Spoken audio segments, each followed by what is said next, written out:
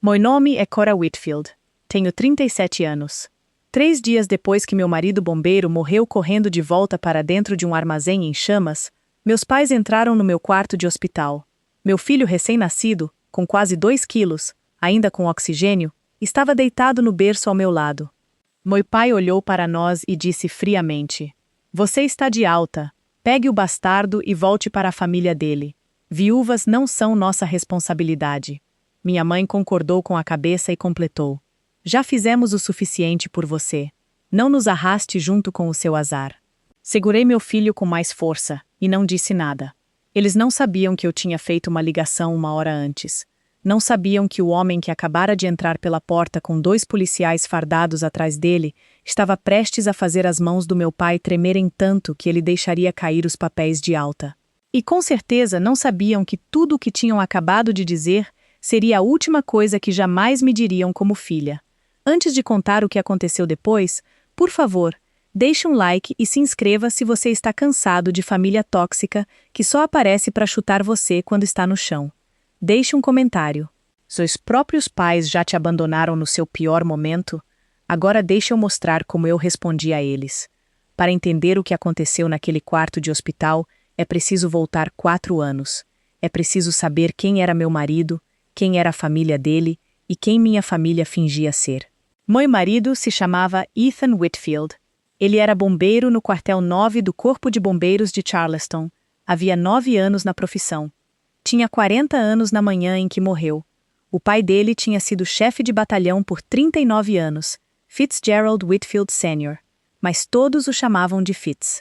Fitz morreu em 2018 de câncer de pulmão relacionado ao trabalho, 3 meses depois do jantar de aposentadoria. O departamento deu a ele todas as honras de morte em serviço, porque o câncer veio da fumaça. Ethan tinha 31 anos no ano em que o pai morreu. Ele entrou na academia de bombeiros 3 meses depois do funeral. Ele me disse uma vez, no nosso terceiro encontro: "Eu não decidi ser bombeiro. Eu simplesmente entrei no espaço que meu pai deixou." O homem que o guiou por esse espaço se chamava Bishop Howering. Bishop tinha sido parceiro de Fitz no quartel 9 por 20 anos. Era padrinho de Ethan desde os 5 anos de idade. Quando Fitz morreu, Bishop foi promovido a chefe de batalhão. Quando Ethan entrou na academia, foi Bishop quem o treinou na primeira mangueira. Quando Ethan se casou comigo, foi Bishop quem fez, no lugar do pai do noivo, o discurso da cerimônia. Na foto do casamento em cima do nosso criado mudo, Ethan está de farda de gala. Bishop está entre nós dois, com uma mão em cada ombro, e meu pai está um passo à esquerda, sorrindo com a boca, mas não com os olhos. Conheci Ethan no Musk Health, a Universidade Médica da Carolina do Sul, onde trabalho como enfermeira obstétrica. Foi em julho. Uma jovem chegou com queimaduras de um incêndio em apartamento. Ethan era o paramédico do transporte. Ele segurou a mão dela até eu assumir. 3 dias depois, ele voltou para ver como ela estava, e para me ver também. Ele lembrava do meu nome, lembrava do meu plantão. Trouxe donuts e disse: "Senhora Whitfield, certo? Lembro do nome porque minha avó também se chamava Whitfield." Eu ri num corredor de hospital. Não sabia que um corredor de hospital também seria onde eu me despediria dele. Namoramos por 8 meses antes de ele me levar para o almoço de domingo na casa de Beverly, em Savannah. Beverly era viúva havia 4 anos. Ela me recebeu na porta com um avental de linho e disse: "Você deve ser a Cora. O Ethan fala seu nome em toda a ligação desde abril." Ela me abraçou mais apertado do que minha própria mãe jamais tinha me abraçado. Bishop Howering estava lá naquele domingo, de camisa xadrez em vez de farda. Ele se levantou quando entrei na sala, do jeito antigo, sulista, que os homens fazem por respeito às mulheres. Ele disse: "Então você é a enfermeira?" Eu disse: "Sim." Ele disse: "Ótimo. Ethan é do tipo de homem que precisa de uma mulher que enxerga as coisas." Não entendi essa frase por mais 4 anos. Entendo agora. Nós nos casamos em 12 de agosto. Meus pais reclamaram do orçamento, do fato de que o lado do noivo ia encher 3/4 da igreja com bombeiros de farda de gala, do fato de Beverly Whitfield sentar na primeira fila, como se fosse mãe dos 2 lados. No jantar de ensaio, meu pai me chamou de lado e disse: "Só lembre, essas famílias de bombeiros. São meio fechadas entre si. Não se perca nisso, querida. Eu balancei a cabeça porque não sabia o que fazer com aquela frase. Mais tarde, naquela noite, de volta ao restaurante, ouvi meu pai dizer para minha mãe, baixinho: aquele povo, ela se casou com aquele povo. Minha mãe não discordou. Só disse: espero que ela não herde o azar deles. O tipo deles sempre encontra incêndio. Disse a mim mesma que tinha ouvido errado. Não tinha. A cerimônia foi à beira d'água, no White Point Garden. Bishop ficou no lugar que seria do pai do noivo e fez um discurso que ainda tenho salvo no celular. Ele disse: Fitz ia amar isso aqui. Ele sempre dizia que Ethan tinha a paciência da mãe e a cabeça dura dele, e que ia precisar de uma esposa capaz de superá-lo em teimosia. Cora, você é essa mulher. Bem-vinda à nossa casa. O brinde do meu pai naquela noite durou 3 frases. Ele disse: para Cora e Ethan, que sejam práticos, que sejam sensatos, e que não precisem de nós com muita frequência. Minha mãe tocou o braço dele como quem diz: muito bem, querido. Beverly, sentada 2 cadeiras adiante, olhou para mim do outro lado da mesa e não sorriu. E foi naquele momento que senti pela primeira vez o contorno da coisa que me despedaçaria 4 anos depois. Em junho, contei aos meus pais que estava grávida. Tinha ensaiado um momento no carro, a caminho da casa deles. Minha mãe me abraçou rapidamente. Meu pai não se levantou da cadeira. Ele levantou os olhos do laptop e disse 3 palavras. Filho de bombeiro. Ótimo. Não perguntou a data prevista. Não perguntou o sexo. Fui embora dirigindo e chorei na garagem por 15 minutos antes de abrir a porta e deixar Ethan ver meu rosto. Quando olhei de relance para a tela do laptop do meu pai ao sair, vi uma aba aberta em algum tipo de software de rastreamento de sinistros federais. Disse a mim mesma que era trabalho. Nada na vida do meu pai era só trabalho. Ethan contou a Bishop naquela mesma semana. Não sei o que foi dito porque foi dito na varanda da casa de Beverly em Savannah, num domingo à tarde, enquanto eu estava dentro ajudando ela a descascar feijão. Mas sei que, quando Ethan voltou para dentro, sua mandíbula estava travada de um jeito que eu só tinha visto uma vez antes, no dia do funeral do pai dele. Ele beijou minha testa, disse. Tenho uns papéis para resolver este ano, Corabel. Nada de preocupante, só organização. Não insisti. Enfermeiras aprendem cedo que as pessoas contam as coisas importantes 2 vezes, se você der espaço. Ele ia me contar 2 vezes, eu só não sabia disso ainda. A última manhã da vida de Ethan foi uma sexta-feira, 6 de março. Eu estava com 34 semanas de gravidez, já de licença maternidade antecipada. Ethan fez café, beijou minha barriga por cima da camiseta, calçou as botas na porta da frente e se virou como sempre fazia. Te amo, Corabel. Chego em casa às 5. A porta se fechou. A caneca de café dele ainda estava morna no balcão quando Bishop bateu na minha porta. 1h30 da tarde. Vi a caminhonete pela janela antes de abrir a porta. Uma F-150 preta. Bishop descendo de uniforme classe B. Punhos de manga. Entendi antes mesmo de ele bater. Quando você é casada com um bombeiro, você sabe o que significa uma visita de classe B antes de qualquer palavra ser dita. Ele disse: Corabel, posso entrar? Trouxe o chefe Cavanaugh comigo. Bishop só me chama de Corabel quando quer suavizar um golpe. Deixei os 2 entrarem. Bishop me sentou no sofá. Não enrolou. Contou os fatos na ordem que importava. Incêndio no armazém, Parque Industrial Norte de Charleston, curto-circuito elétrico, armazenamento ilegal de solventes. Ethan tirou 2 trabalhadores. Voltou por um terceiro, que um relatório errado dizia ainda estar lá dentro. Não havia terceiro. A parede desabou às 11h14 da manhã. Foi rápido. Ele não sofreu. Morte em serviço confirmada em menos de 1 hora. Eu balancei a cabeça. Não chorei. Meu filho se mexeu dentro de mim pela primeira vez naquele dia.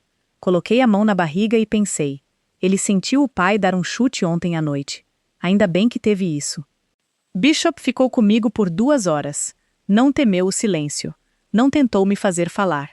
Segurou minha mão e olhou para a foto do casamento em cima da lareira.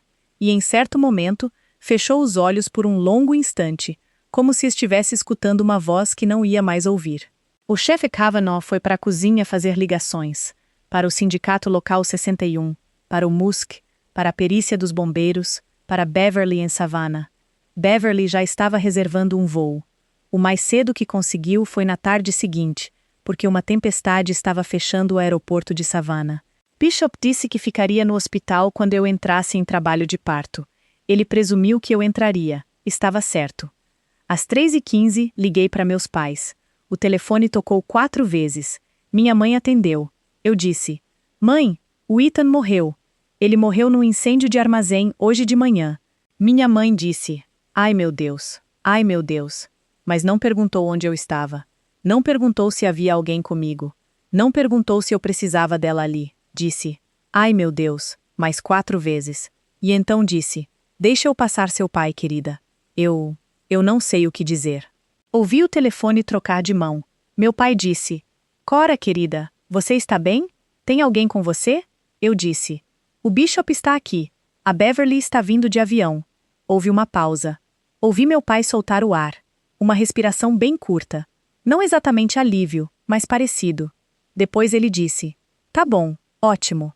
Isso é bom. Escuta, querida, a gente vai aí quando puder, mas tem uns papéis que precisamos pensar primeiro. O seguro pode andar rápido se você se antecipar. Não quero que você se preocupe com nada disso. Deixa que eu cuido. Descansa. Ele desligou antes de eu conseguir responder. Fiquei sentada com o telefone no colo por 1 minuto inteiro. Bishop me olhou. Ele disse: Cora, era o seu pai? Eu disse: Ele falou em papéis. Bishop disse: Cora, querida, o que seu pai quis dizer com papéis? Eu disse: Não sei. Aquilo era verdade. Foi verdade por mais 68 horas. Às 8h30 daquela noite, meus pais ainda estavam a 68 quilômetros de distância, em Mount Pleasant. Bishop tinha ido para casa trocar de roupa e voltado. Trouxe um prato de frango com arroz da Delilah, que eu não comi. Trouxe um carregador de celular reserva, porque tinha notado que meu telefone estava descarregando. Trouxe uma fotografia numa moldura pequena. Ethan e Fitz no dia em que Ethan se formou na academia de bombeiros. Os dois de farda de gala. Os dois sorrindo como meninos que tinham se safado de alguma travessura. E ele colocou a foto na mesinha de centro ao meu lado sem dizer nada sobre isso. Depois sentou na poltrona do outro lado da sala e me deixou em silêncio. Eu estava sentada no quarto do bebê por volta das 8, segurando uma das camisas sociais de Ethan tirada do cesto de roupa suja, a mesma que ele tinha usado no nosso jantar de ensaio 4 anos antes. Ainda tinha o cheiro do pós-barba dele. Lembro de pensar, muito claramente, esse cheiro vai sumir em 3 lavagens e eu não vou conseguir recuperá-lo. Foi quando minha bolsa estourou. Liguei para Bishop antes de ligar para a emergência. Ele já estava subindo as escadas. Disse: Corabel, fica no telefone comigo. Vou chamar a ambulância. Segura na minha voz. Ele entrou na caminhonete e seguiu atrás da ambulância até o Musk com o pisca-alerta ligado. Ligou para Beverly do estacionamento. Ligou para Delilah do elevador. Não ligou para meus pais. Não me perguntou se deveria. Meus pais não vieram. Dei à luz às 2h15 da manhã do dia 7 de março. Meu filho pesava quase 2 quilos, 34 semanas. A enfermeira do parto foi minha colega, Hen Halverson. Hen e eu já tínhamos feito mais de 200 partos juntas em 5 anos. Ela não disse mais do que precisava dizer. Tirou o bebê, colocou-o brevemente no meu peito. Escreveu na pulseira amarela: Bebê Whitfield, 7 de março, 2h15. Disse: Você conseguiu, Cora. Ele está aqui. É pequeno, mas está lutando. A UTI neonatal já está com ele. Falei o nome dele em voz alta pela primeira vez. Bishop Ethan Whitfield Jr. Ren escreveu na pulseira antes de sair da sala. E então, o levaram 2 andares abaixo, para a UTI neonatal nível 3, e eu não pude segurá-lo. Ainda não. Ele estava aprendendo a respirar.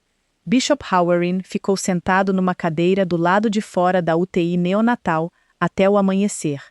Ainda estava com o uniforme classe B que usava quando me disse que meu marido tinha morrido. Não bebeu o café que segurava. Só o segurou. Mandou mensagem para Beverly. Ela está dormindo. O bebê está estável. Deve ir para o nível 2 pela manhã. Não vou embora. Voa com segurança quando puderem te deixar. Meu pai tinha meu número. Minha mãe tinha meu número. Nenhum dos dois usou, nenhuma vez, nas primeiras 24 horas. Delilah Halloran veio de carro de West Ashley às 6 da manhã, com uma bolsa de viagem. Tinha arrumado para mim 3 conjuntos de pijama macio, 2 pares de chinelo de amamentação, uma almofada pequena com leve cheiro de lavanda e uma colcha dobrada que a avó dela tinha feito em Mount Pleasant em 1962. Colocou a bolsa na cadeira ao lado da minha cama e disse: "Cora, querida, sei que você não quer conversar. Trouxe roupa porque meia de hospital é a coisa mais solitária do mundo. Me liga se precisar de qualquer coisa." Depois beijou minha testa e foi embora. Não ficou esperando agradecimento. Eu não conhecia Delilah bem antes daquela manhã. Conheço agora. Na manhã seguinte, transferiram meu filho da UTI neonatal nível 3 para a unidade de cuidados intermediários nível 2. Estava estável o suficiente para sair da incubadora e usar apenas uma cânula nasal suave, 1/4 de litro por minuto. É um tubinho, mais macio do que você imagina. Quando o vi pela janela, parecia um velhinho zangado e bem pequeno. Naquela tarde, me levaram para minha primeira sessão de método canguru, pele a pele. Ele se encaixou no meu peito como um paninho dobrado. A respiração dele era rápida, 68 respirações por minuto. Mas mesmo assim, Ren, que estava ao meu lado, disse bem baixinho: "Isso mesmo, mamãe. Ele conhece seu batimento. Ele tem escutado isso há 8 meses." Chorei pela primeira vez. Não fiz nenhum som. Ren fingiu não notar. Segurei ele por 42 minutos. Não disse nada em voz alta, mas dentro da minha cabeça contei tudo para ele. Contei o nome do pai dele. Contei o nome do pai dele. Contei o som do sino do quartel 9 que Ethan imitava quando passávamos de carro por lá nos domingos à noite. Contei sobre o casamento, sobre o discurso que Bishop fez, sobre como o pai dele tinha ficado quieto na primeira vez que o sentiu chutar. Contei sobre a última manhã, chego em casa às 5. E contei que o pai dele tinha falado sério, que o pai dele nunca tinha mentido para mim uma vez sequer em 4 anos. E que, se ele estava atrasado, era porque algo tinha acontecido, não porque tinha escolhido se atrasar.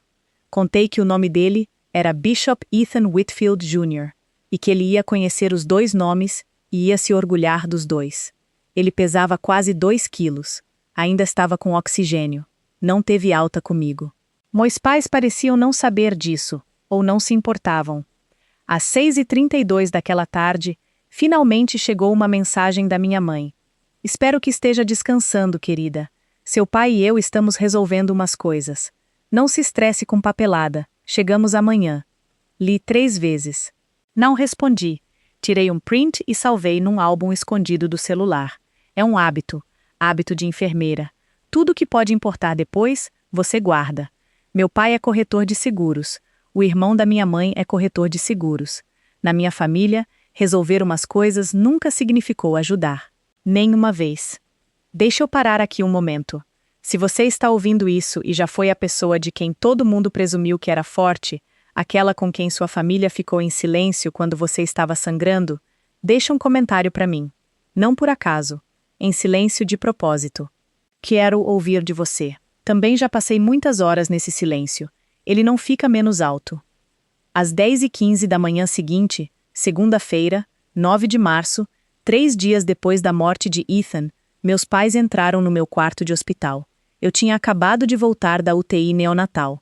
Bishop Jr. estava no berço ao lado da minha cama, havia exatamente 15 minutos, enrolado num cobertor de hospital, com a cânula nasal no lugar, respirando de forma regular. Ren tinha trazido ele para nossa terceira sessão de método canguru e tinha nos deixado sozinhos por alguns minutos, porque confiava que eu não ia adormecer. Foi por isso que meu filho estava ao meu lado quando meu pai abriu a porta. Não porque eu podia levá-lo para casa, mas porque ele tinha sido emprestado a mim por 15 minutos por uma enfermeira que amava nós 2. Meu pai entrou primeiro. Estava de terno azul marinho. Carregava uma pasta Manila numa mão e uma pilha de papéis de alta do Musk na outra. Tinha pegado os papéis no balcão de enfermagem no caminho, como se já estivesse cuidando da minha saída. Sem flores, sem cartão, sem presente para o bebê. Não olhou para o meu filho. Olhou para mim e disse: "Como você está aguentando, querida? Trouxemos umas coisas para resolver. A enfermeira disse que você recebe alta hoje." Minha mãe entrou atrás dele com uma sacola de farmácia. Colocou no chão, na cadeira de visitas.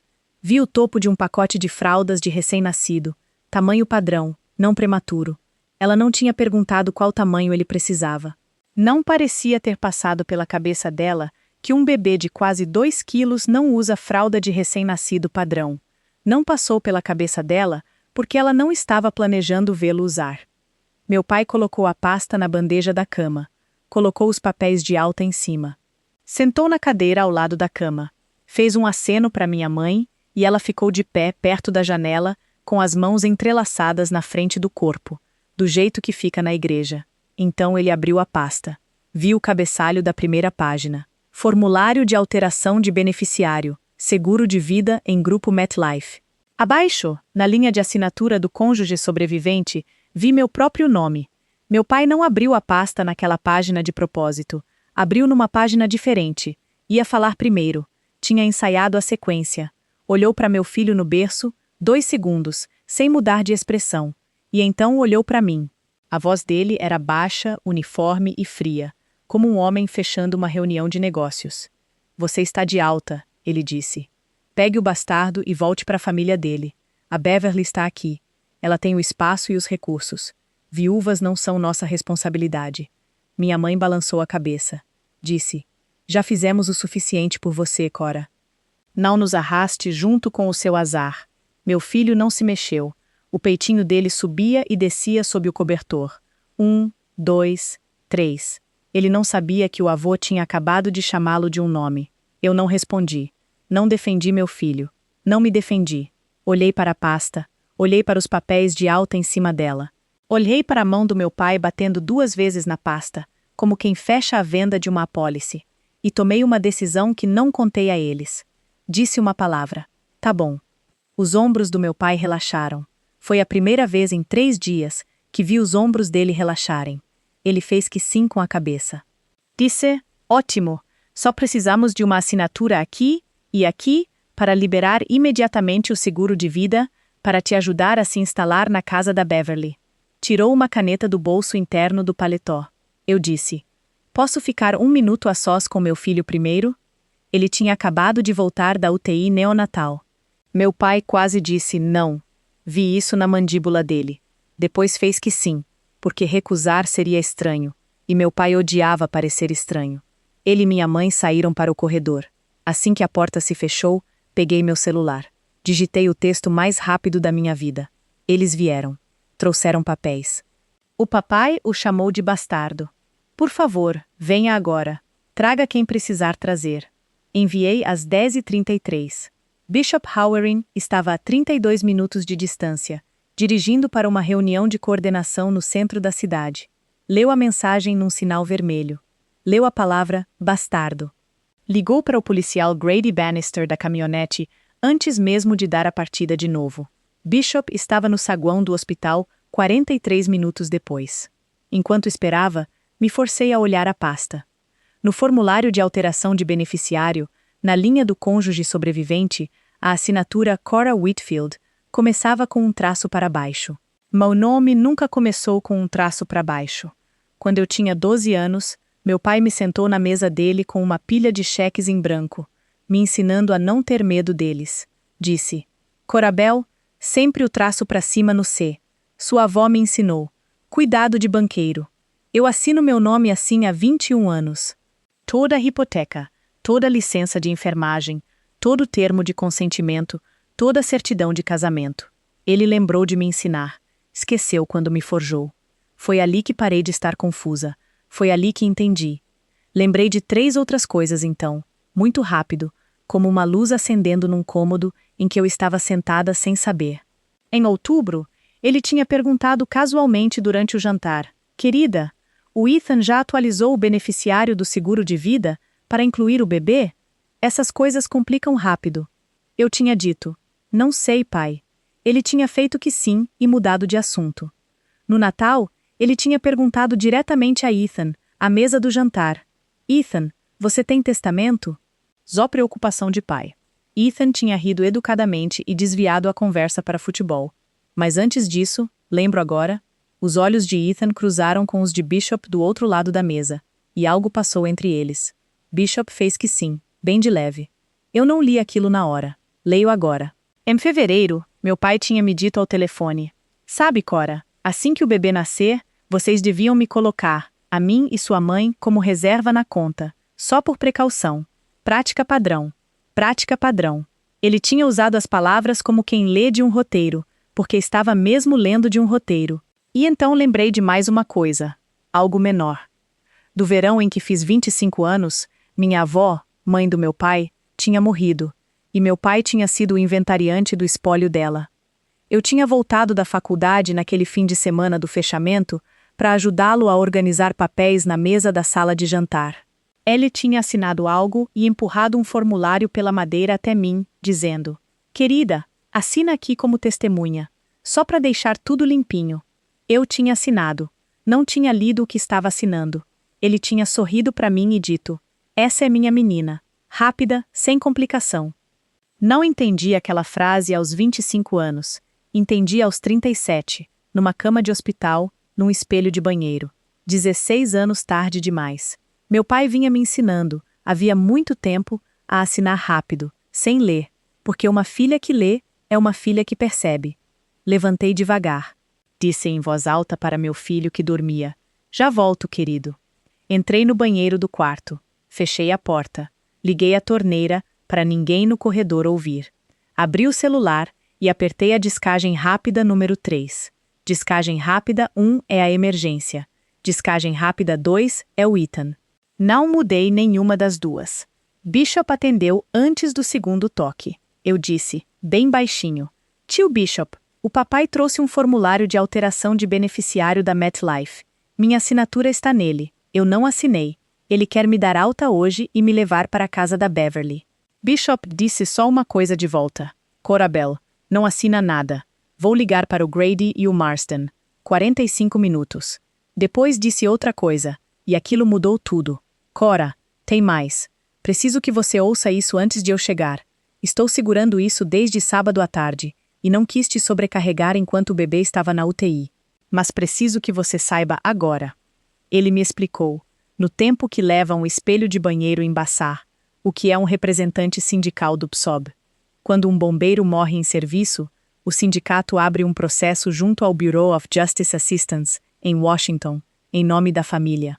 Bishop, como presidente do sindicato IAF Local 61, é o representante designado para Charleston. Toda notificação de benefícios de agente de segurança pública para um membro falecido do Local 61 é enviada, por protocolo federal, com cópia de cortesia para o representante do sindicato. Às 11h34 da manhã de 7 de março, 9 horas depois de eu dar à luz, enquanto eu ainda estava em recuperação pós-anestésica no 6º andar do MUSC, incapaz de assinar qualquer coisa legalmente, uma intenção de abrir processo do PSOB tinha sido submetida em meu nome para Ethan Whitfield. Às 12h15 daquela tarde, o BJA mandou para Bishop o e-mail de confirmação. Ele leu no estacionamento do hospital, 3 andares abaixo de onde eu estava dormindo. Reconheceu o número de telefone do meu pai na página de contato. Reconheceu que a linha do tempo era impossível. Foi para casa e ligou para o delegado Marsden Kellner, do gabinete do xerife do condado de Charleston, um homem que conhecia desde os 24 anos, e os dois passaram 2 dias comparando discretamente o que meu pai já tinha submetido com o que eu poderia fisicamente ter assinado. A voz de Bishop no telefone estava tensa. Ele disse: "Estou a caminho agora. O Grady está me encontrando no elevador. O Marsden está vindo do centro. Seja o que for que seu pai pedir para você assinar, não assine. Seja o que for que sua mãe disser, não responda. Me dá 45 minutos." Desliguei. Joguei água no rosto. Me olhei no espelho. Vi uma mulher que tinha dado à luz 36 horas antes, que não dormia direito há 4 dias e que agora entendia, pela primeira vez na vida, exatamente quem era o pai dela. Meus olhos estavam muito calmos. Essa foi a parte que me surpreendeu. Voltei para o quarto. Meus pais entraram atrás de mim.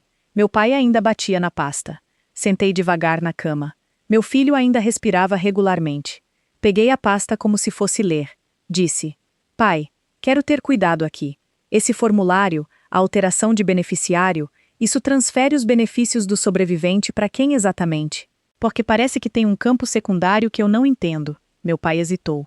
Não estava preparado para eu ler. Disse: "Querida, não se preocupa com os detalhes. Isso é comigo. Só assina a primeira página. A gente resolve o resto em casa. Eu disse. Prefiro resolver aqui. Fiz mais uma pergunta, depois uma terceira, depois uma quarta.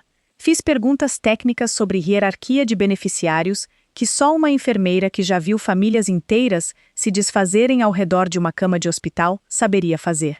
Meu pai começou a suar de leve nas têmporas. Minha mãe começou a olhar o relógio. Ren apareceu na porta com uma prancheta e disse: Cora, desculpa, mais um sinal vital. Ren não faz sinais vitais nessa etapa da alta. Fez 3 em 11 minutos. Ela e eu já tínhamos aprendido a ler uma à outra nas salas de parto ao longo de 5 anos. Ela percebeu que eu estava ganhando tempo.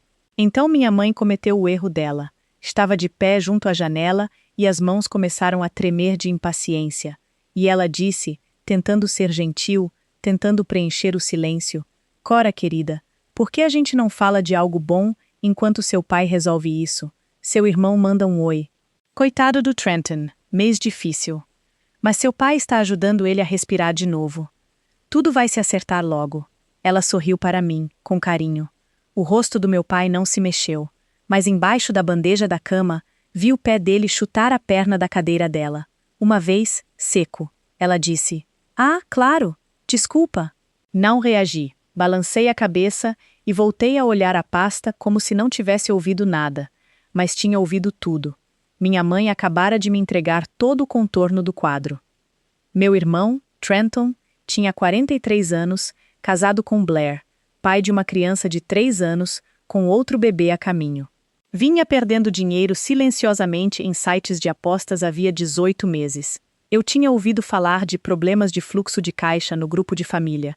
Não sabia o valor, mas minha mãe tinha acabado de me contar, com 3 palavras: respirar de novo. Que fosse qual fosse o número, meu pai pretendia resolver com o dinheiro do meu marido morto. Foi quando a porta se abriu de novo. Trenton entrou. Estava de polo Nike e jeans. Carregava um bichinho de pelúcia pequeno, um ursinho Build-A-Bear numa sacola plástica, etiqueta ainda presa. Meu irmão nunca tinha comprado um bicho de pelúcia na vida. O filho dele de 3 anos nunca tinha ganhado um brinquedo dele. Minha cunhada Blair compra tudo. Mas Trenton estava parado na porta do meu quarto de hospital segurando um, e as unhas dele estavam roídas até a carne. Ele disse: E aí, mana? Só vim ver como você está. A Blair manda um oi. Ela está de repouso, mas manda carinho. Eu disse: Obrigada, Trenton. Ele sentou no braço da cadeira onde minha mãe estava. Tentou deixar o rosto casual.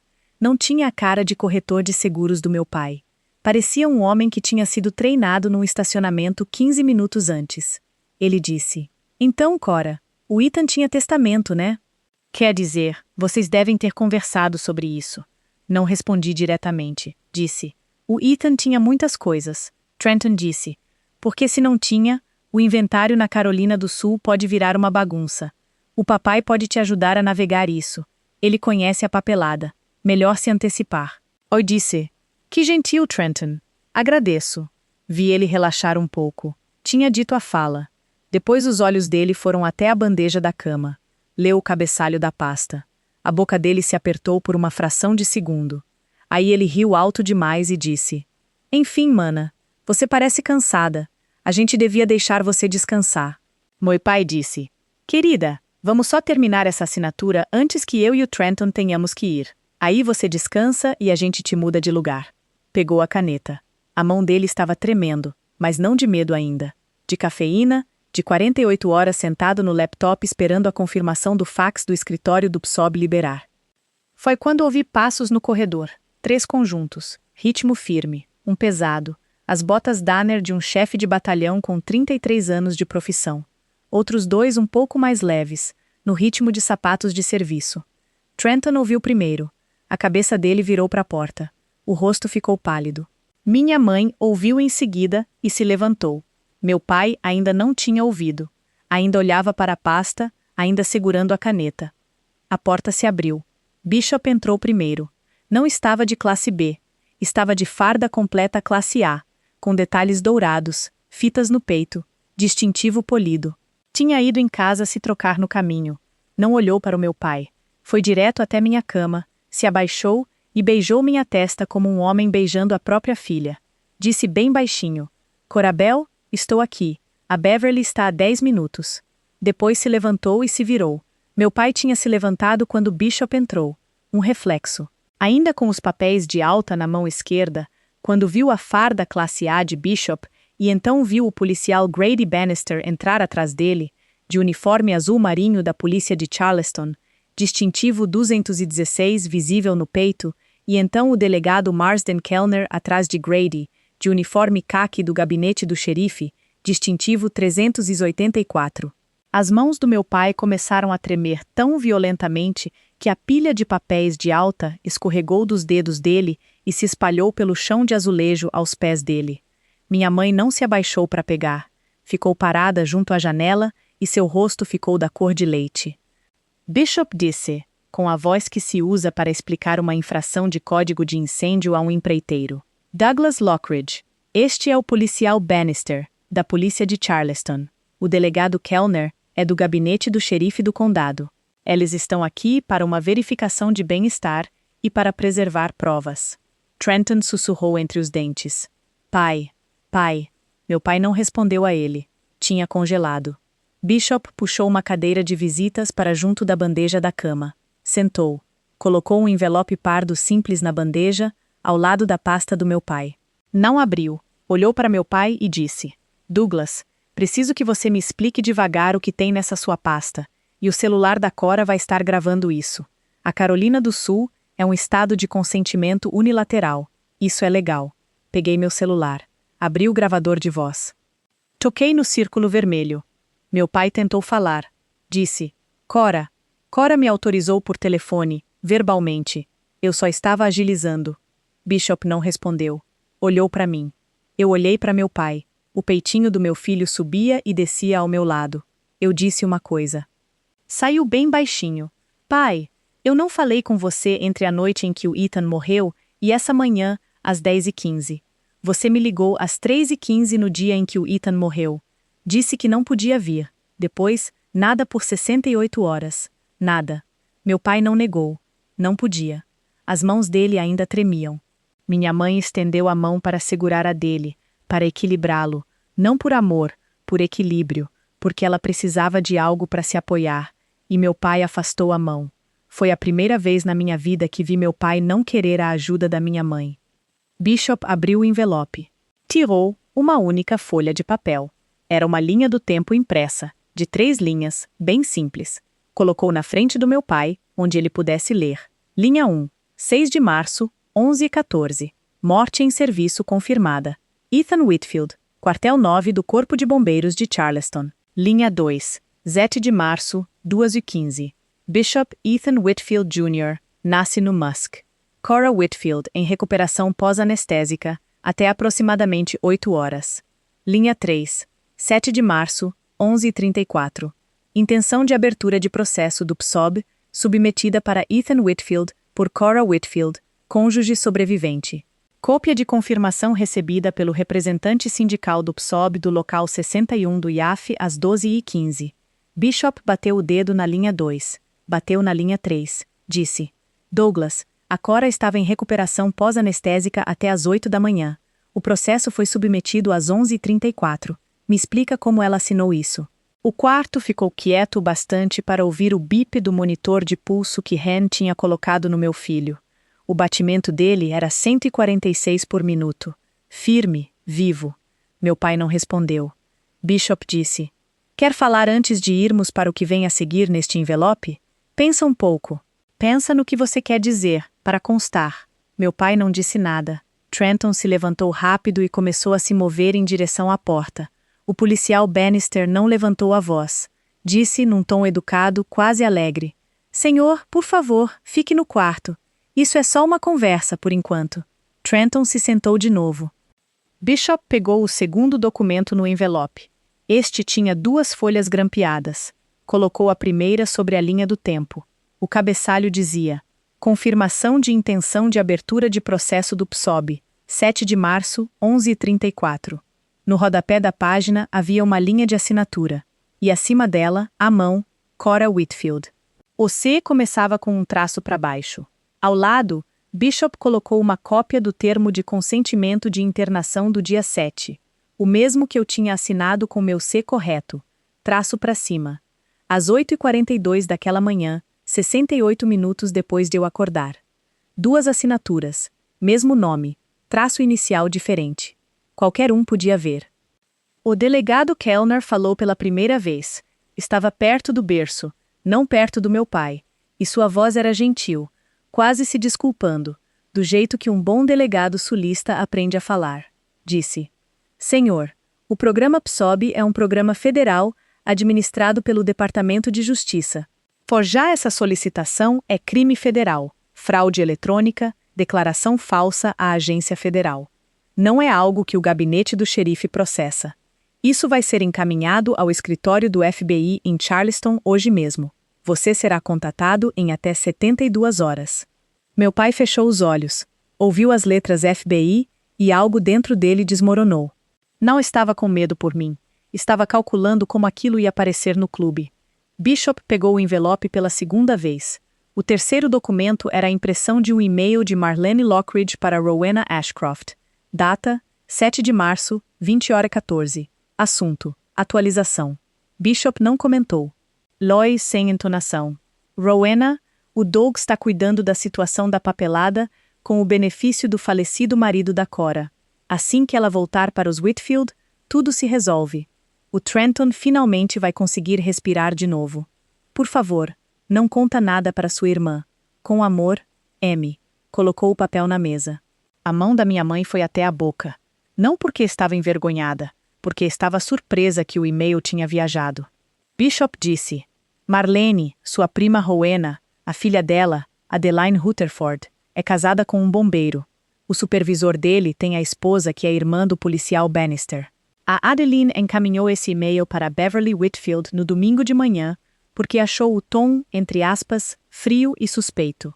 Ninguém invadiu nada. Sua família não te protegeu.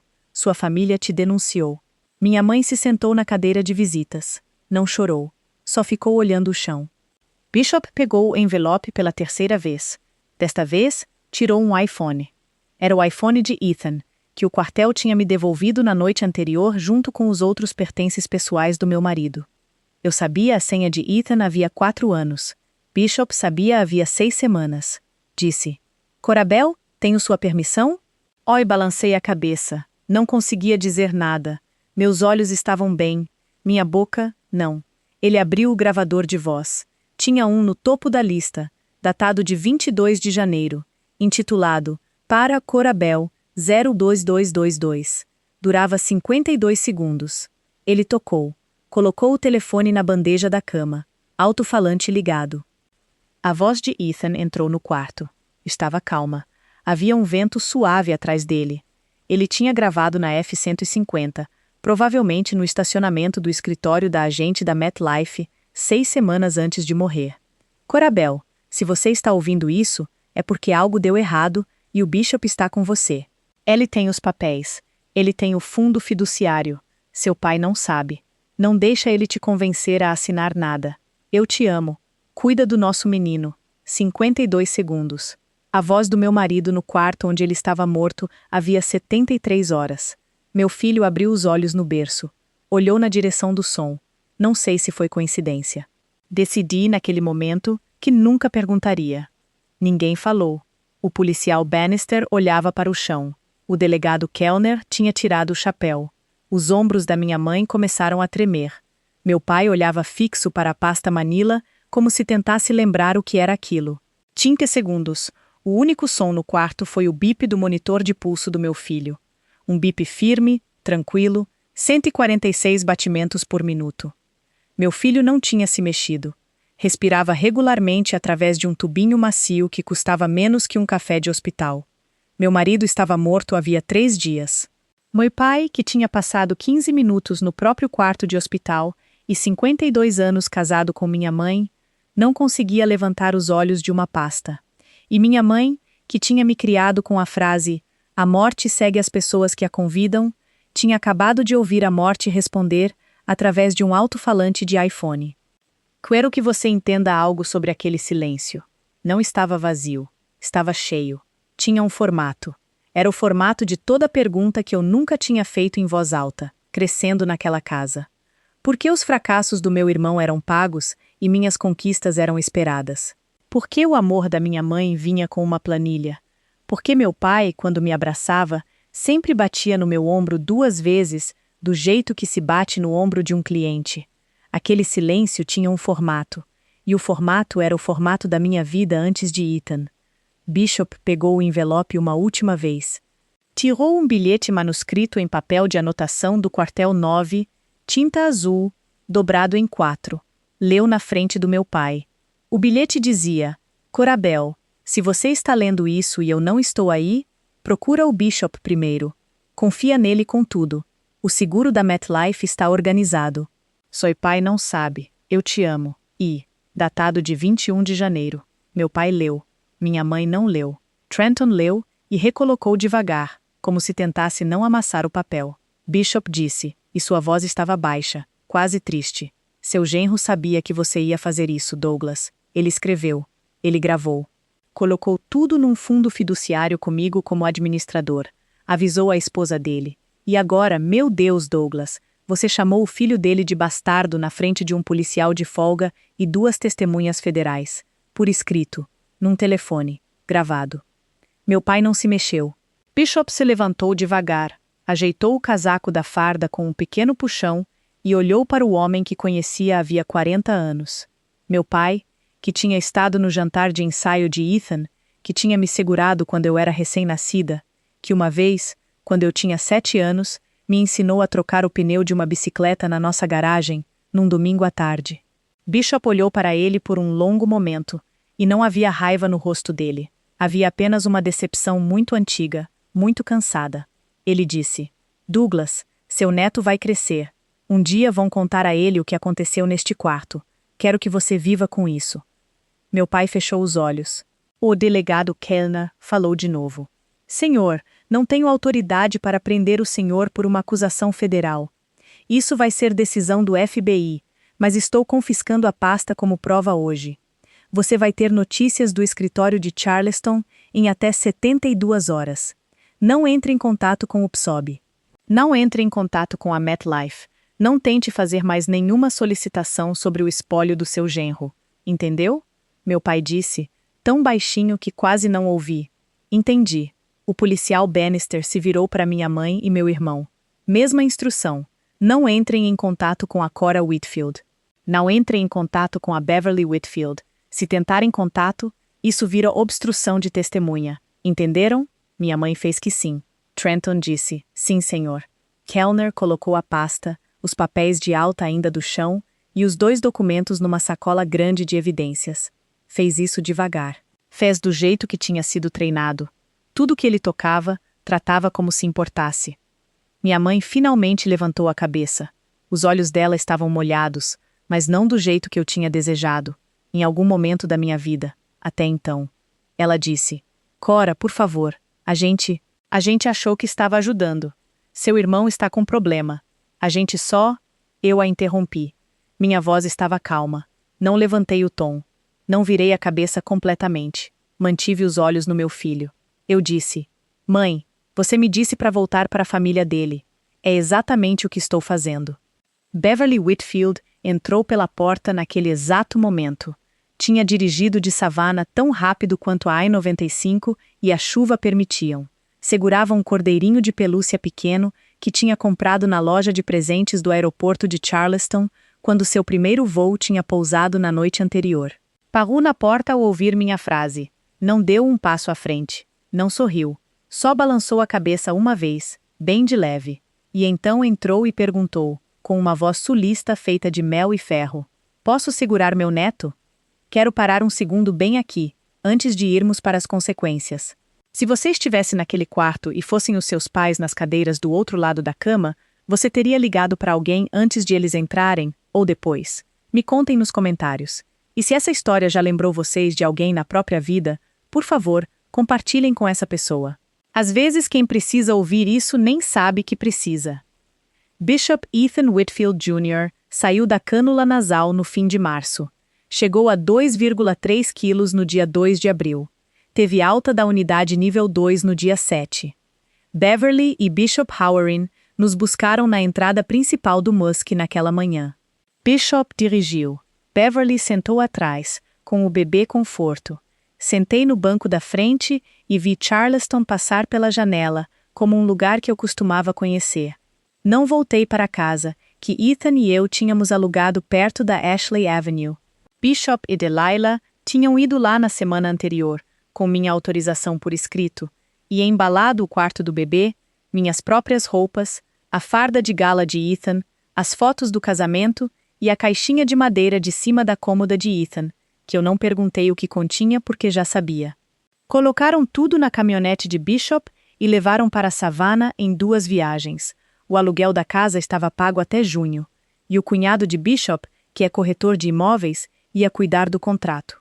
Eu não precisei pensar em nada disso, só me permitiram segurar meu filho. Fomos para Savannah no dia 15 de abril, 2 horas pela I-95, passando por Hardyville, atravessando a ponte até Ardsley Park. A casa de Beverly é um bangalô térreo que ela e Fitz compraram em 1988. Ela tinha arrumado o antigo quarto de infância de Ethan para mim. Tinha transformado o quarto de hóspedes em quarto de bebê. Tinha comprado uma cadeira de balanço de segunda mão de uma vizinha. Ela disse na primeira manhã, sobre ovos e mingau de milho: "Você não precisa falar hoje, querida, nem amanhã, quando você estiver pronta." Dorme no antigo quarto de Ethan na primeira semana. Eu conseguia ouvi-lo no papel de parede. Bishop Howard vinha de carro todo sábado, 2 horas desde Charleston. Trazia donuts. Segurava Bishop Jr. no colo, na varanda. Contava histórias sobre Ethan que eu não conhecia. Que Ethan tinha se escondido no caminhão de bombeiros do quartel 9 aos 6 anos, e Fitz tinha fingido não vê-lo por 45 minutos. Que a turma da academia de Fitz costumava chamar Bishop de Anjinho, porque ele tinha uma boca limpa demais para um quartel. Que Bishop tinha chorado 2 vezes na vida, no funeral de Fitz e no de Ethan. Ela disse que a terceira vez ia ser no primeiro dia de aula do Bishop Jr., e ele ia tentar segurar o choro. Num desses sábados, Bishop Jr. enrolou os deditos minúsculos no polegar de Bishop e não soltou. Bishop ficou muito quieto, e eu entrei para deixar a varanda com ele. Não perdi minha família no dia em que Ethan morreu. Encontrei a que eu sempre tive. O FBI abriu uma investigação ativa sobre Douglas Lockridge na última semana de março. 2 agentes vieram à casa de Beverly no dia 22 de abril. Vestiam ternos azul marinho, e uma delas era uma mulher da minha idade chamada Agente Especial Hall. Sentaram na mesa da cozinha de Beverly, tomaram chá gelado e me fizeram perguntas por 2 horas. Beverly ficou no quarto do bebê com meu filho. Bishop ficou na sala, caso eu precisasse. A agente Hall me disse que eu era testemunha, não alvo. Disse que a falsificação, a linha do tempo, o e-mail e a gravação de voz formariam o núcleo do caso, e que o escritório do procurador dos Estados Unidos estava se encaminhando para acusações de fraude eletrônica, declaração falsa à agência federal e tentativa de furto de benefícios governamentais. Disse que a pena máxima na acusação principal era de 26 anos. Disse isso com gentileza. Disse: "A senhora não precisa querer nada específico para esse caso, senhora Whitfield. Só precisa falar a verdade, se for perguntada." Eu disse: "Entendo." Ela me deixou o cartão.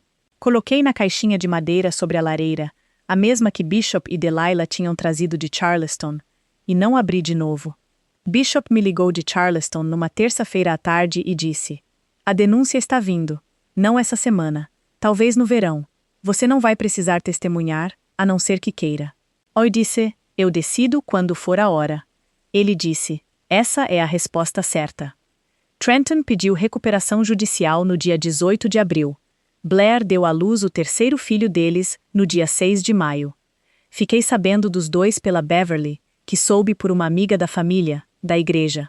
Não entrei em contato. Não mandei cartão. Minha mãe me mandou 3 cartas ao longo de 6 semanas, 3 envelopes separados, enviados para o endereço de Beverly. Ela tinha conseguido o endereço com a prima Rowena, que tinha entregado num momento de fraqueza. Não abri as cartas. Escrevi "devolver ao remetente", sem endereço de encaminhamento, em cada uma, com uma caneta azul, o mesmo tom de azul que Ethan tinha usado no bilhete da carteira, e deixei cair na caixa de correio da esquina de Beverly. Não sei se minha mãe as recebeu de volta. Não perguntei. Trenton me mandou um e-mail. O assunto era: sinto muito por ter deixado ele me mandar. Não abri. Também não apaguei. Movi para uma pasta chamada Um Dia Talvez. Ainda não. Talvez eu abra daqui a 1 ano. Talvez daqui a 10. Talvez nunca. Não decidi. E não devo a ele uma decisão. Meu pai, pelo que sei, não tentou entrar em contato. Está ocupado com advogados. Beverly soube, pela mesma amiga da igreja, que ele tinha colocado a casa de Mount Pleasant à venda na 3ª semana de abril. Minha mãe se mudou sozinha para um apartamento em West Ashley. Não sei se eles ainda são casados. Não preciso saber.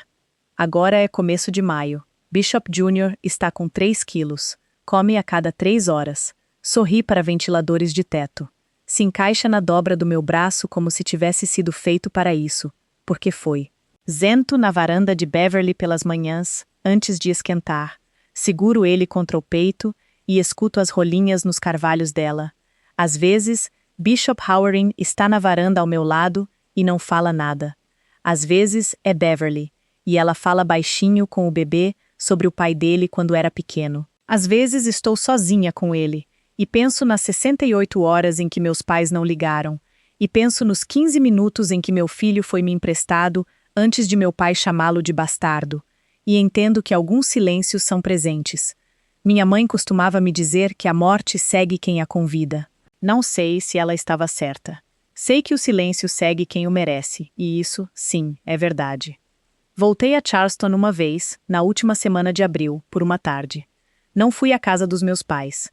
Não passei perto do bairro deles. Fui ao quartel 9. Bishop me recebeu na garagem dos caminhões. A equipe que estava com Ethan na manhã em que ele morreu, Kellner, Kavanaugh e um bombeiro probatório chamado Hayes, que Ethan vinha orientando. Estavam todos lá. Tinham lavado o caminhão para mim. Ficaram em fila, e cada um disse uma coisa sobre meu marido que eu não sabia. Hayes disse: ele me ensinou a checar 2 vezes o segundo trabalhador antes de voltar por um terceiro. Ele dizia isso como quem reza uma oração. Abracei todos eles. Não chorei até estar de novo no carro voltando para a savana. E não chorei forte. Chorei do jeito que se chora quando algo finalmente está no lugar certo. Meu pai estava certo sobre uma coisa. Nem sempre viúvas são responsabilidade de alguém. Mas amor não é uma responsabilidade. É uma escolha. Meu pai fez a dele. Minha mãe fez a dela. Meu irmão fez a dele. Beverly fez a dela. Bishop fez a dele. E eu fiz a minha. Família não é quem compartilha o seu sangue. É quem aparece quando o mundo pega fogo. A família dele apareceu. A minha não. Então eu voltei para a família dele. Exatamente como meu pai disse. Ethan disse: chego em casa às 5. Chegou 2 meses atrasado, mas chegou em casa. No filho dele, e dessa vez, ninguém vai levá-lo embora.